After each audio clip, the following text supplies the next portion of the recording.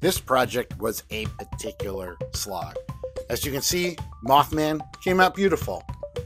Nice contrast between the night sky, the moon, and the character, which took a lot of time on my part. But the most annoying part of this project was editing the video between my horribly cheap camera, my iPad with no space, and my phone with no space, and my horribly old MacBook Pro. It took a lot of finagling between taking things from the AVIs and converting them and not having enough room and then shrinking them and speeding them up. But we're very, very close to the finish line now. And now you just have to watch the video. So to let me know that you actually do exist, you can suggest my next painting. I'm leaning either towards a raccoon or possibly the Jersey Devil. I'm definitely going to start working smaller. I don't have a lot of these 36 by 42 canvases. A 3 foot by 4 foot canvas. You don't have to adjust the size. It's really this big. These are no camera tricks. The only trick is trying to get all of the video onto the iPad for editing an iMovie.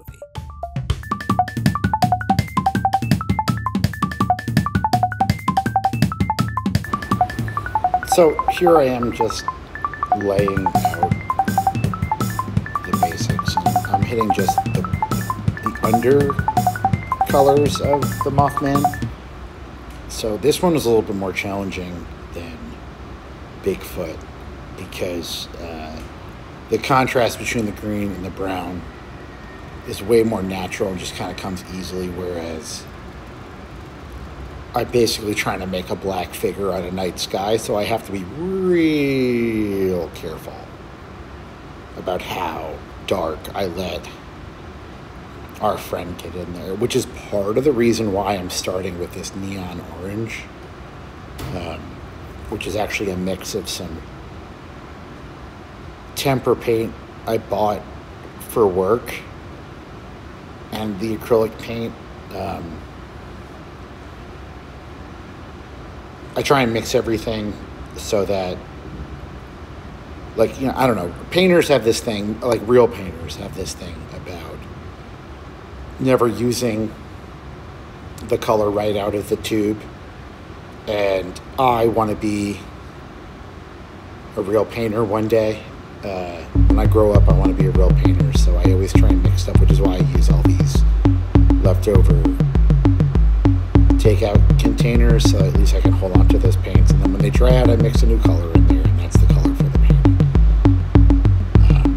And so you can see the underpainting for Mothman is pretty simple. I want to try and make sure the background is definitely a cooler tone. And the reason why I'm putting the orange down is that warm tone is going to contrast with that nice cool purple. And so it'll kind of sneak through the black, and you'll see that over time.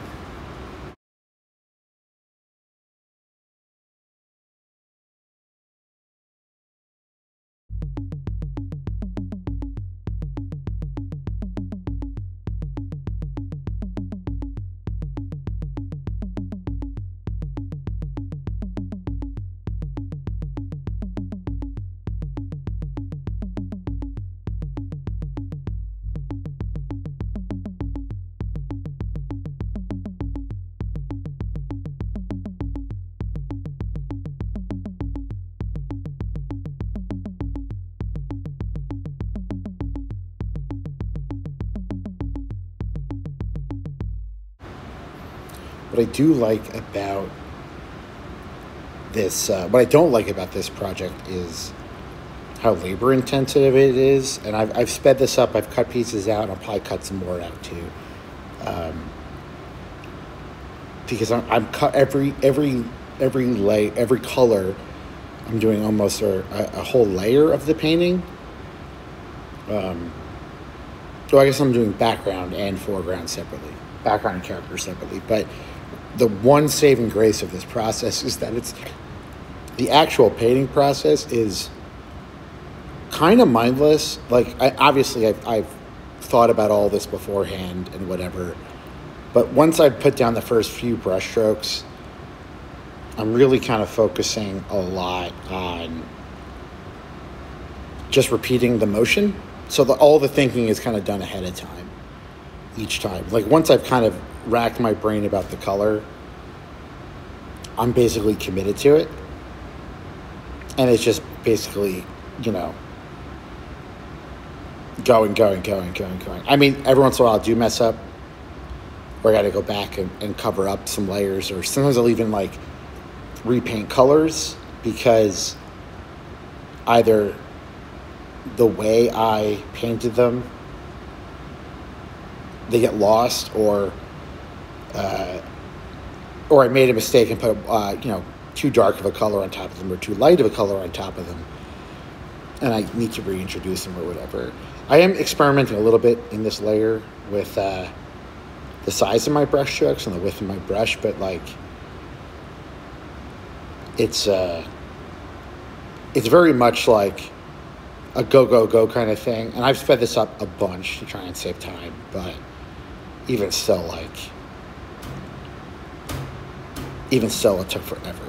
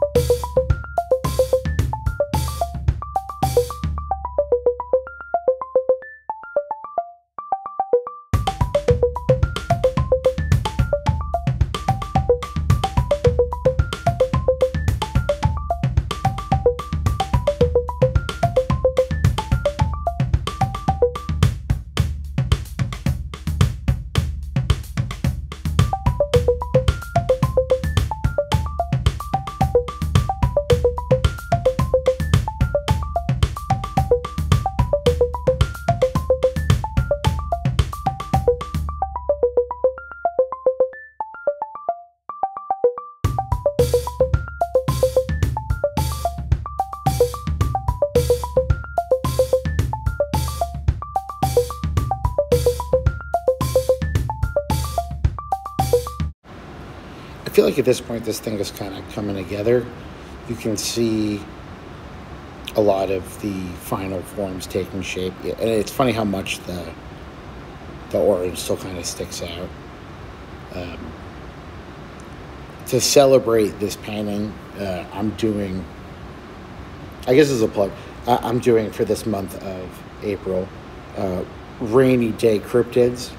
So one of them is the Mothman wearing wellies and a rain hat, and then a Jersey Devil with a umbrella, and a Bigfoot with an umbrella. And it's very silly, but I think very, very, very fun. And I'm really excited about these. But yeah, already, I guess spoiler alert, I probably should mention this at the end, but when I'm doing the voiceover, this is like a week after I finished the very long slog of editing. This painting's already in a private collection, so I'm thinking actually about remaking a much tinier version of this one. I don't know. I'm already thinking about starting to deal with a more dynamic pose for the next cryptid. Really like the way I did the eyes for these two. It breaks from the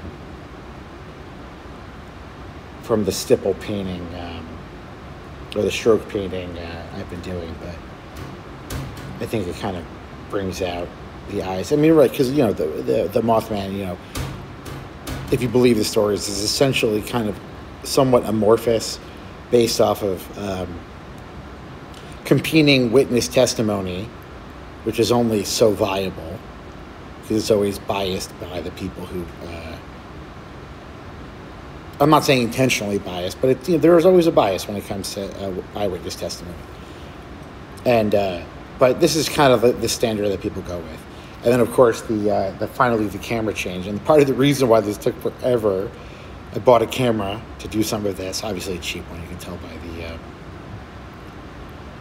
the quality of the video. But like trying to convert this stuff was a huge pain. But yeah, of course, like you can tell, like that. I always have something on in the background while I'm doing this. You know, I just want to try and keep myself entertained, because a lot of this is not. It isn't. You know, once I make the choices, I kind of have to live with them. But one good thing is that when I paint, I've kind of trained myself to like listen to the TV like it's a podcast. So it's pretty good. I'm excited for this one. But yeah, that's basically it. Thanks a lot. I'm almost over. I'll let myself finish this. But if you want to check out my other paintings, you can go to davidlamort.com. I have some stuff for sale there.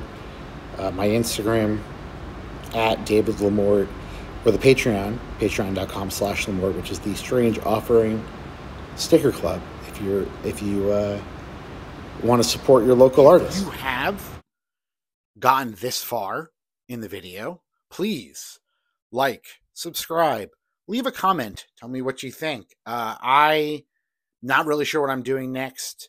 I haven't even started painting the next painting because I spent so much time trying to move files around. I have to get all my technology in order, clearly, because it shouldn't be this hard. The hard part should be the painting. And then in a little while, I'm going to have to wrap this up and send it off to its new home. So I'm pretty excited about that. Well, thanks a lot, and please stay subscribed.